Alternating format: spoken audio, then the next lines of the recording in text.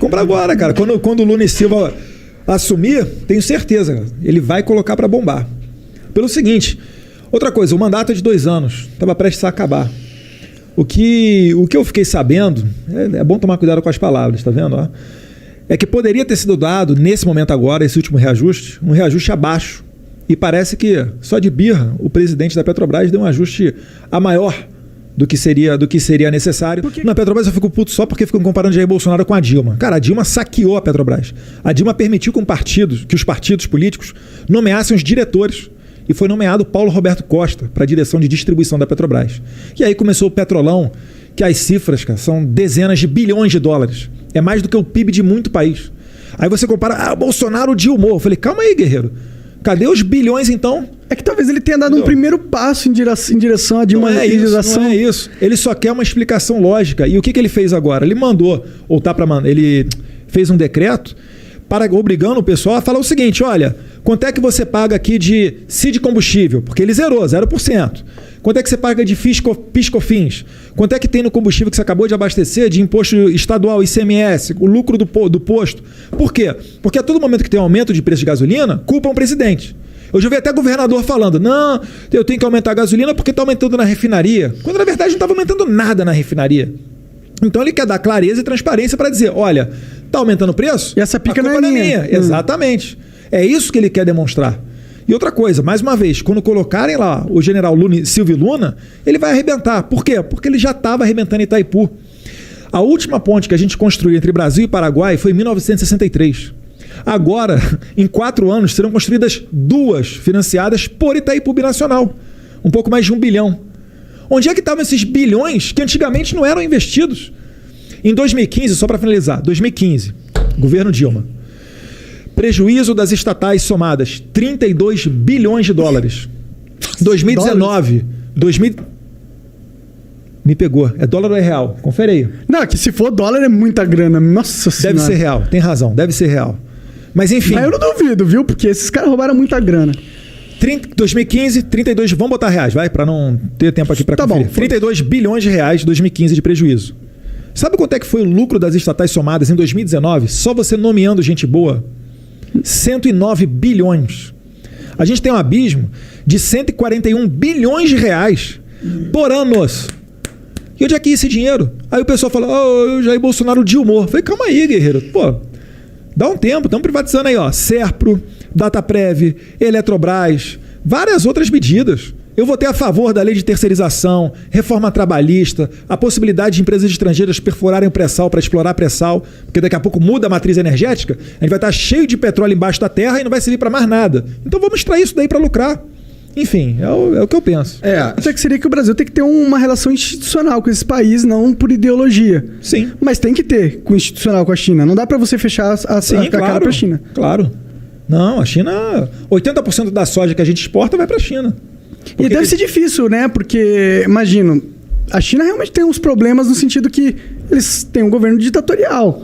Não é democracia, não é o que a gente está acostumado. Então, eu, como cidadão, como cara leigo, eu fico meio preocupado com a China crescendo muito, porque enquanto ela é um parceiro comercial e está aumentando o nosso mercado, eu acho ótimo. Mas a partir do momento que ela quer exportar um pouco da cultura deles no sentido de autoritarismo e dessas coisas, aí eu já não acho tão legal, entendeu? E isso me preocupa um pouco. Será que eles estão nessa vibe?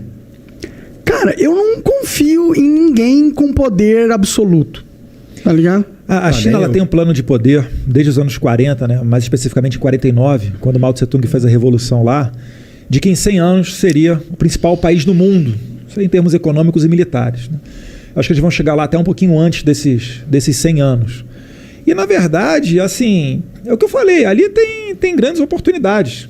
Tem que ter uma relação institucional com eles. É um país de, quase 1,5 bilhão de habitantes.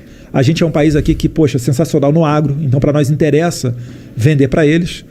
Agora, é só manter a nossa independência. Não é chegar, por exemplo, agora e querer colocar goela abaixo qualquer tipo de política com relação ao Covid, nos ameaçando com relação à compra ou não dos nossos produtos agrícolas. Não estou falando que eles estão fazendo isso, tá? Mas é o tipo de coisa que não é interessante para nós. Se você tem uma loja e você só tem uma pessoa para vender o seu produto, essa pessoa amanhã pode virar para você e falar, Igor, é o seguinte, só eu compro esse teu produto aí, reduz pela metade. Tu fala, não. Não, beleza, vou parar de comprar. Entendeu? Assim como não é interessante você no mercado de ações investir numa ação só, no mercado mundial, que se joga esse jogo da geopolítica, não é interessante você ter só um comprador ou só um vendedor.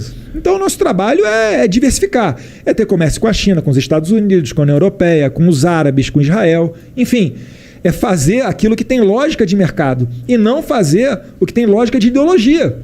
Pô, o Brasil, a gente perdeu quase $1 bilhão para construir um porto em Cuba que não produz nada, não é hub de nada. O Porto de Mariel em Cuba.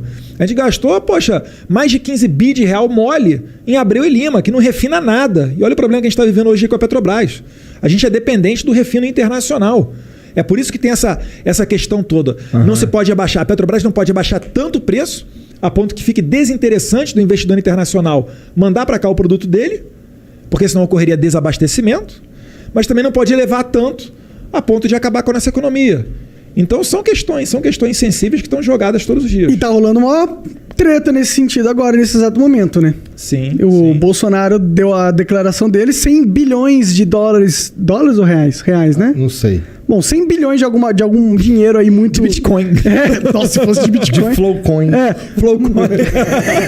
Então, foi... Botar o Banco Central na cola de vocês, hein? Flowcoin aí, ó. Não, mas não é moeda de verdade, é só um crédito. Sai fora, Banco Central. Mas ele meio que, ok, eu entendo que isso é um problema, eu entendo que os caminhoneiros iam fazer greve se você não fizesse alguma coisa para diminuir o preço do diesel, eu entendo essa porra. Mas o como você faz também é muito importante. Né? E eu sinto que o Bolsonaro ele não tem muita maleabilidade nesse sentido, porque teria milhares de formas de fazer o que ele fez.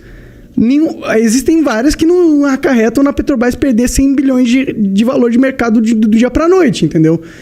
Será que não existia? Será que às vezes ele não toma uma atitude que para ele parece mais fácil, mas é porque ele não enxerga outras soluções, porque ele não é capaz? Esse bagulho da Petrobras foi um bagulho tão doido que o nosso corretor, que toma conta da merrequinha que a gente bota na bolsa, mandou de manhã uma mensagem com mané, aí ó, o bagulho da Petrobras é interessante, ele te mandou também. Falou, é hora de entrar, inclusive já entrei com uma grana. Mas... Agora tá baixo, compra agora, cara. Quando o Lula e Silva assumir, tenho certeza, cara, ele vai colocar para bombar. Pelo seguinte, outra coisa, o mandato é de 2 anos, estava prestes a acabar. O que eu fiquei sabendo, é bom tomar cuidado com as palavras, tá vendo? Ó? É que poderia ter sido dado, nesse momento agora, esse último reajuste, um reajuste abaixo. E parece que, só de birra, o presidente da Petrobras deu um ajuste a maior do que seria necessário. Por que o presidente da Petrobras está agindo como uma criança? Boa pergunta. Chamar ele aqui no Flow.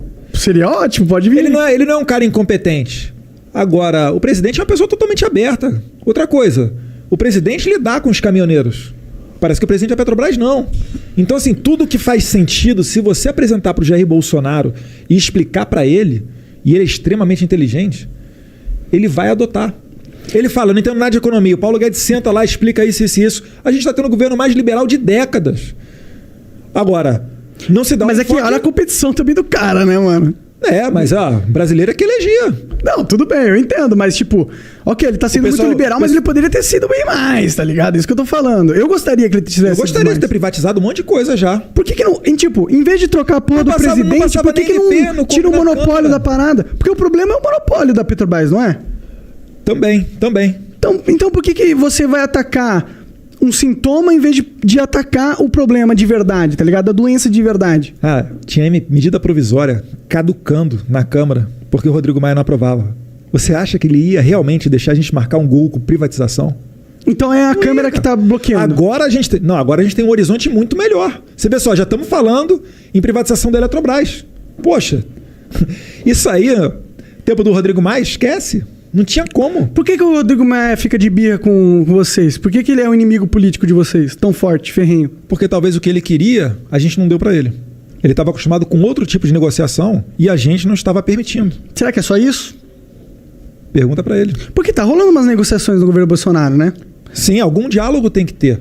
Ora, é o Congresso Nacional. Eu entendo assim que é institucional, de certa forma. Mas... Antes reclamavam que ele não tinha governabilidade, que ele não conversava com o centro. Agora tá conversando com o centro, etc. Então fala, tá se...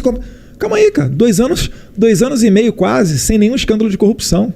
Em 2015, no último ano de Dilma... Nenhum grande escândalo de corrupção. As estatais me apontam. Não, tem umas paradas que cheiram muito mal aí. Qual condenação que teve? Não, condenação não, mas é o brasileiro, tipo, pra bom entendedor, às vezes meio palavra basta, né? Eu tô aguardando aqui alguém do governo ser preso, etc. O Lula tá solto, tá ligado? Pode acontecer, cara. É que eu tenho que medir as palavras aqui que você tocou no STF e eu quero sair daqui livre.